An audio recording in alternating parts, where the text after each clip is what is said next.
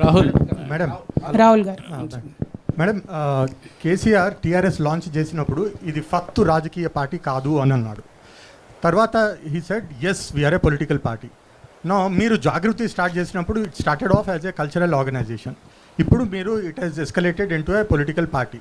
No, this shows a your party falls in a clear pattern within the family to develop two centers of power right in the bud. How do you react to this? Well, you are very wrong. I am sorry to say that, because I was suspended from BRS party without even being asked for an explanation. For any political party that is run under the Constitution of India, it is my democratic right to be at least given a show cause notice asking for whatever I have done or whatever I have commented or whatever reasons.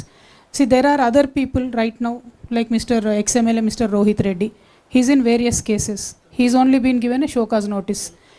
అంటే ఒక రాజ్యాంగబద్ధంగా నడిచేటటువంటి పార్టీలో ఎవరన్నా తప్పు చేసినారు అనుకుంటే suspend డైరెక్ట్గా చేయడం అన్నది కరెక్ట్ కాదు. పొలిటికల్ నోటీస్ ఇవ్వాల్సింది.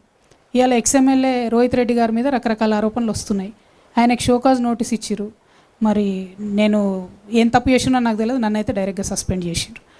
ఏ రోజైతే బీఆర్ఎస్ పార్టీ నన్ను సస్పెండ్ చేసిందో, ప్రజా జీవితంలో ఉండాలనుకునే ఒక వ్యక్తిగా నాకు తెలుసు ఈ రాష్ట్రంలో బీజేపీ ఎన్నటికీ మేలు చేయదు, నాకు తెలిసి ఈ రాష్ట్రంలో కాంగ్రెస్ ఎన్నటికీ మేలు చేయదు.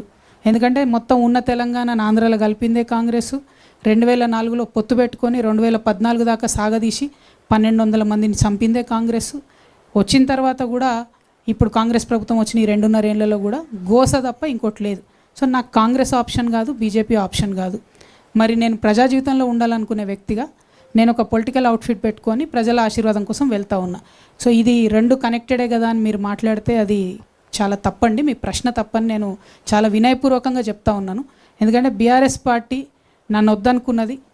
నేను మాత్రం నా తెలంగాణ ప్రజల దగ్గరికి, కుటుంబ సభ్యుల దగ్గరికి వెళ్తున్నా. వాళ్ళు ఆదరిస్తారో మరి నన్ను ఏం చేస్తారో అది ప్రజల ఇష్టం, వారికే వదిలేస్తారు. Thank you.